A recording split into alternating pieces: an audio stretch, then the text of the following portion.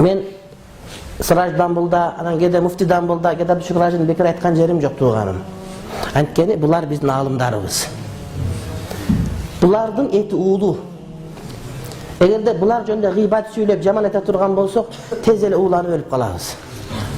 Alardın aytabız, munusu munday munday dep kede sындap neme kılabız tuğanım. Bирок al bizge tuura kelбей сынаган аларды. Алардын кылып аткан ишинин жанында биздин 5-6 сүннөтү титик арзыбай калышы мүмкүн.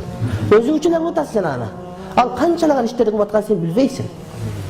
Ошон үчүн аларды алымдарыбызды урматтаганды үйрөнүшүбүз керек биз.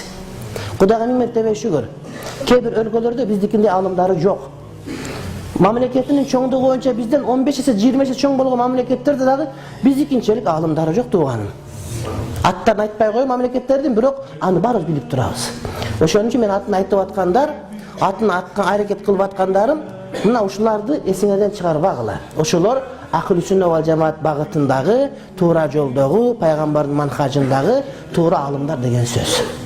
Кимин атын өзүмөн чыгарып мисал катары айтып аткан болсом, ошол биздикилер деген сөз. Пайгамбардын жолунда кетип аткан деген сөз. Bir adam эки сүннөт камал кыла албай калышы мүмкүн, башка бир себептери болушу мүмкүн. Биз көп нерсени билбейбиз. Билбеген үчүн айтпашыбыз керек. Ошондуктан урматтуу бир туугандар, мен айтат элем, булар жөнүндө жаман сөз сүйлөгөн, ушак сүйлөгөн, гыйбат сүйлөгөн болбойт. Ошол эле Макбулдан булдабыз бар мынакей. Китеп жазган Алмамбеттен булдабыз бар биздики, Нурулла таксырыбыз бар биздики мисал үчүн.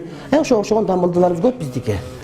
Ошолорду эсиңерден чыгарбастан, алардын сага болгондо барып, угуп, көргөндө урматтап, жол ачып берип, төргө түзүп, ошондой кылсак, ошондо балдарыбыздан иншалла аалымдар, каарылар, олиялар чыгат иншалла.